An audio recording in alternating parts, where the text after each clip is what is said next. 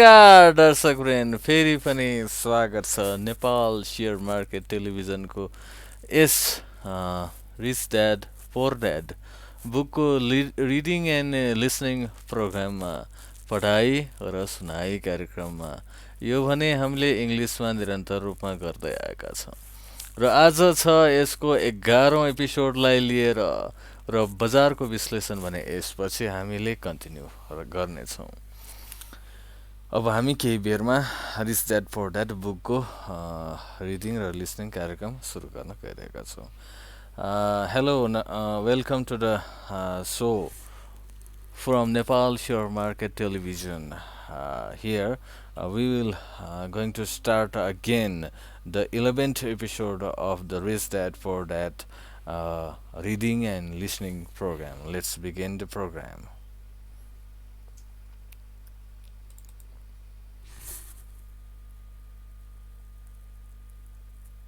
Started flowing into government coffers. Initially, people were happy. Money was handed out to government workers and the rich. It went to government workers in the form of jobs and pensions. It went to the rich via their factories receiving government contracts. The government became a large pool of money, but the problem was the fiscal management of that money. There really is no recirculation. In other words, the government policy, if you were a government bureaucrat, was to avoid having excess money. If you failed to spend your allotted funding, you risked losing it in the next budget. You would certainly not be recognized for being efficient. Business people, on the other hand, are rewarded for having excess money and are recognized for their efficiency.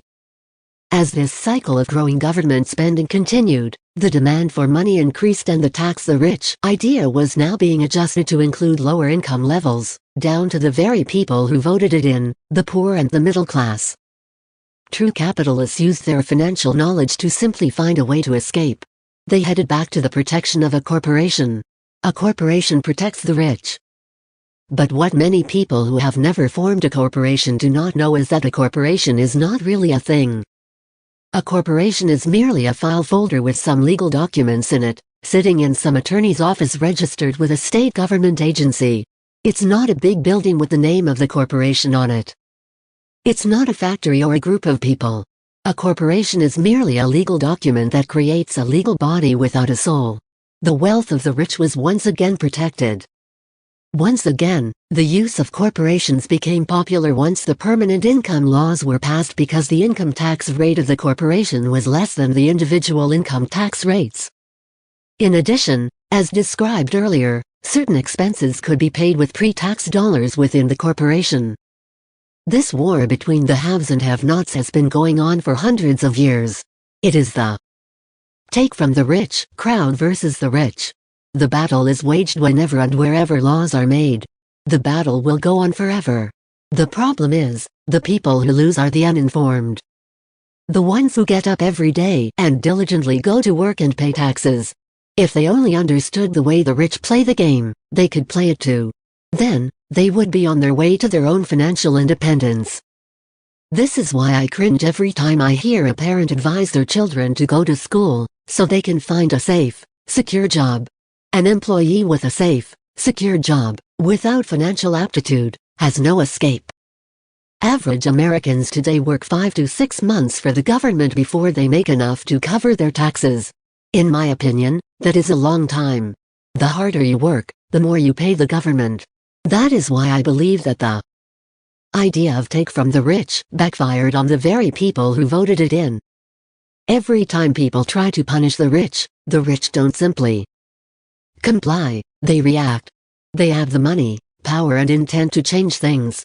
They do not just sit there and voluntarily pay more taxes.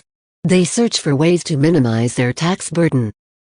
They hire smart attorneys and accountants, and persuade politicians to change laws or create legal loopholes. They have the resources to effect change.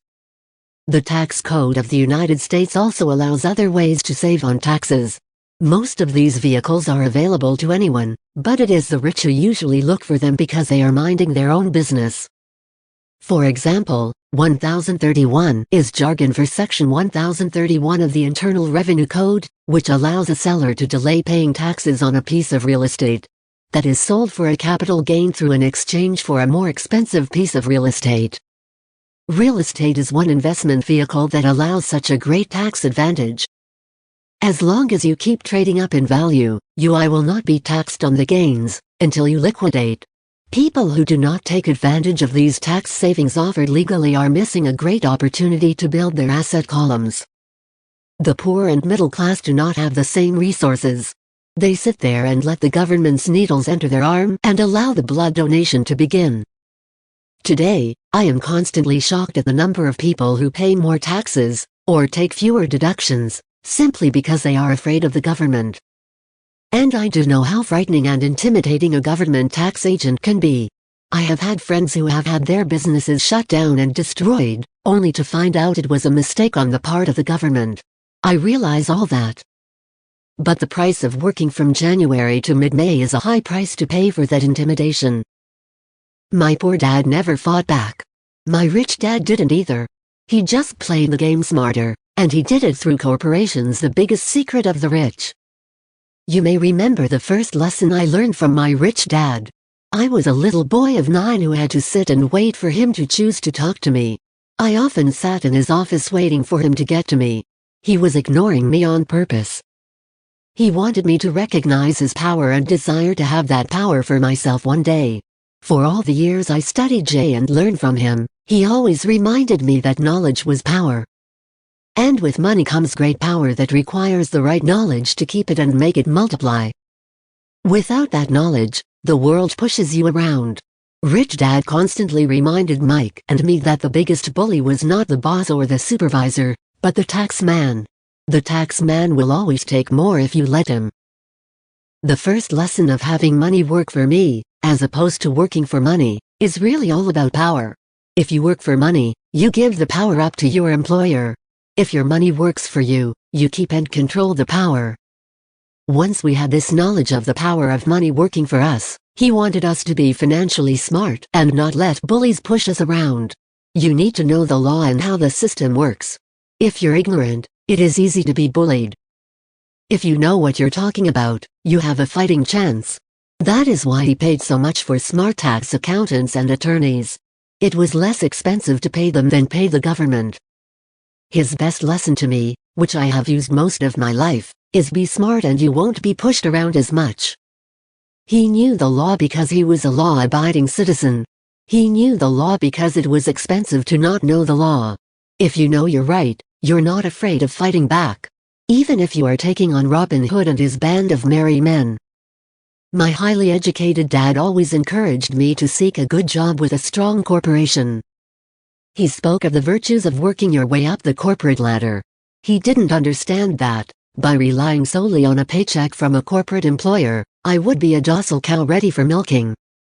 When I told my rich dad of my father's advice, he only chuckled. "Why not own the ladder?" was all he said. As a young boy, I did not understand what Rich Dad meant by owning my own corporation. It was an idea that seemed impossible and intimidating. Although I was excited by the idea, my youth would not let me envision the possibility that grown-ups would someday work for a company I would own. The point is, if not for my rich dad, I would have probably followed my educated dad's advice. It was merely the occasional reminder of my rich dad that kept the idea of owning my own corporation alive and kept me on a different path. By the time I was 15 or 16, I knew I was not going to continue down the path my educated dad was recommending.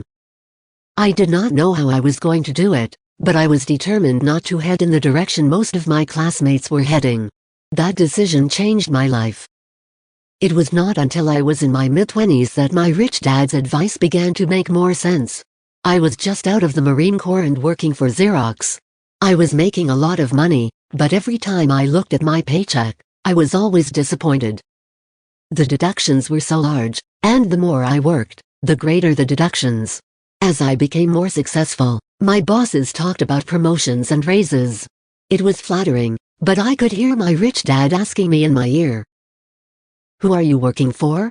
Who are you making rich?"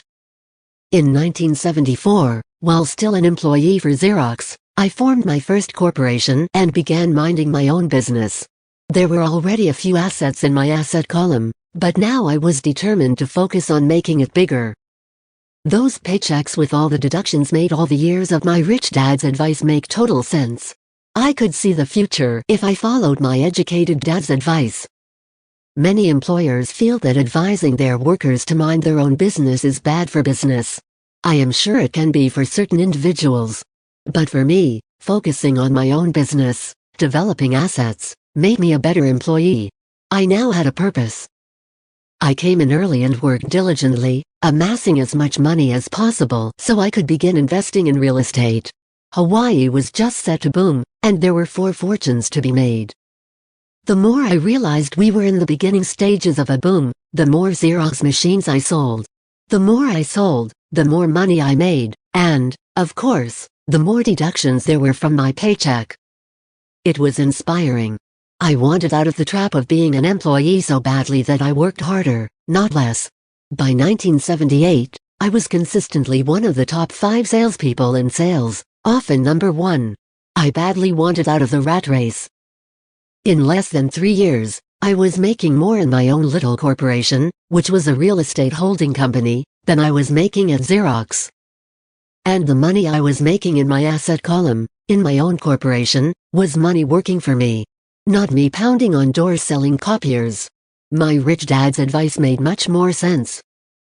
Soon the cash flow from my properties was so strong that my company bought me my first Porsche.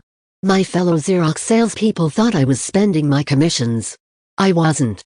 I was investing my commissions in assets. My money was working hard to make more money. Each dollar in my asset column was a great employee, working hard to make more employees and buy the boss a new Porsche with before tax dollars. I began to work harder for Xerox. The plan was working, and my Porsche was the proof. By using the lessons I learned from my rich dad, I was able to get out of the proverbial rat race of being an employee at an early age. It was made possible because of the strong financial knowledge I had acquired through these lessons. Without this financial knowledge, which I call financial IQ, my road to financial independence would have been much more difficult. I now teach others through financial seminars in the hope that I may share my knowledge with them. Whenever I do my talks, I remind people that financial IQ is made up of knowledge from 4 broad areas of expertise. Number 1 is accounting. What I call financial literacy. A vital skill if you want to build an empire. The more money you are responsible for, the more accuracy is required, or the house comes tumbling down. This is the left brain side, or the details. Financial literacy is the ability to read and understand financial statements. This ability allows you to identify the strengths and weaknesses of any business. No. 2 is investing. What I call the science of money making money. This involves strategies and formulas. This is the right brain side, or the creative side. No. 3 is understanding markets. The science of supply and demand. There is a need to know the technical aspects of the market, which is emotion-driven. The Tickle Me Elmo doll during Christmas 1996 is a case of a technical or emotion-driven market. The other market factor is the fundamental or the economic sense of an investment. Does an investment make sense or does it not make sense based on the current market conditions? Many people think the concepts of investing and understanding the market are too complex for kids. They fail to see that kids know those subjects intuitively. For those not familiar with the Elmo doll, it was a Sesame Street character that was highly touted to the kids just before Christmas. Most all kids wanted one, and put it at the top of their Christmas list. Many parents wondered if the company intentionally held the product off the market, while continuing to advertise it for Christmas. A panic set in due to high demand and lack of supply.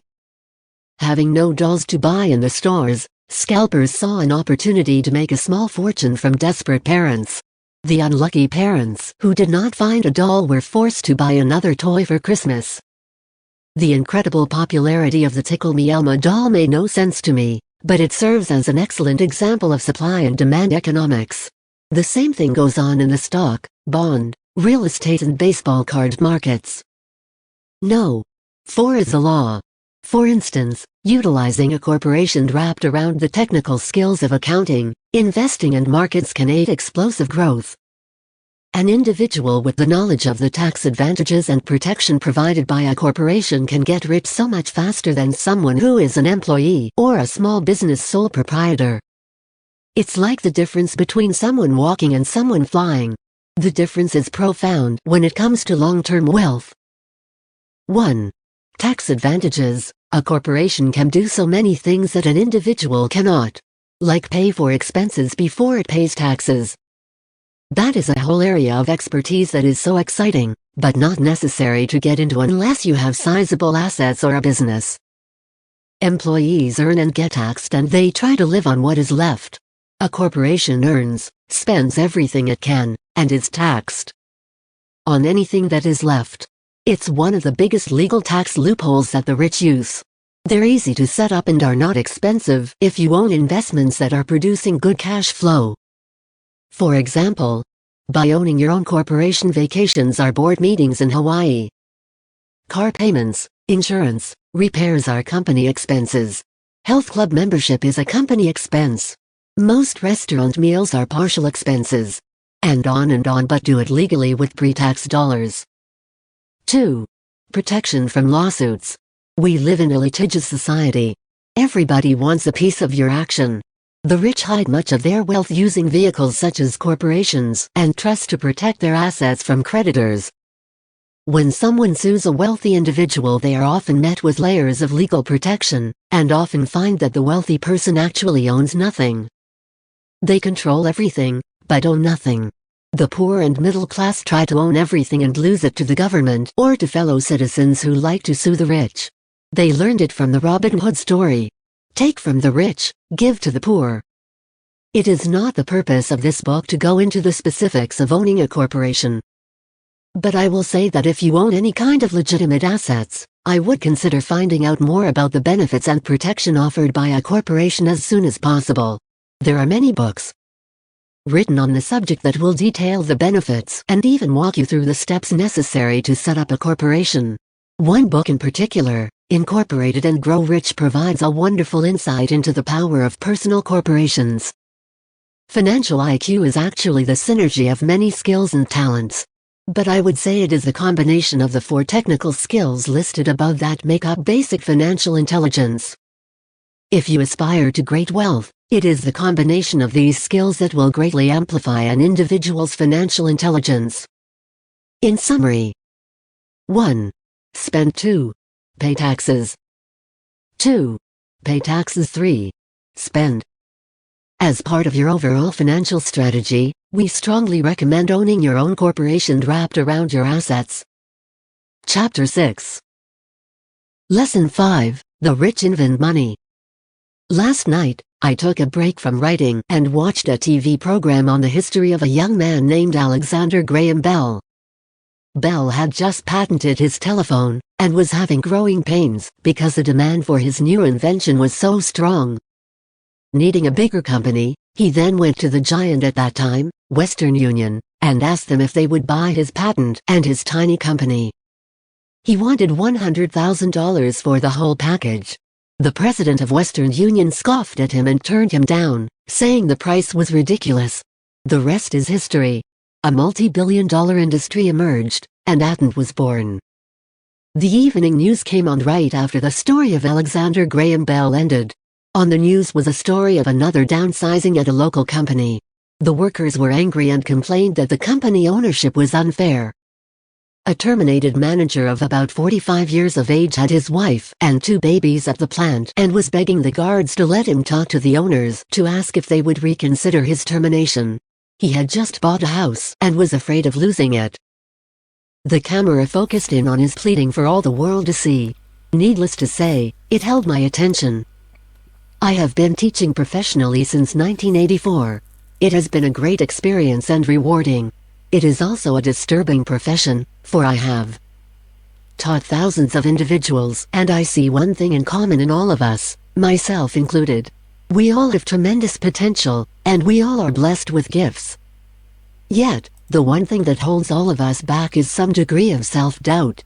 It is not so much the lack of technical information that holds us back, but more the lack of self-confidence. Some are more affected than others. Once we leave school, most of us know that it is not as much a matter of college degrees or good grades that count.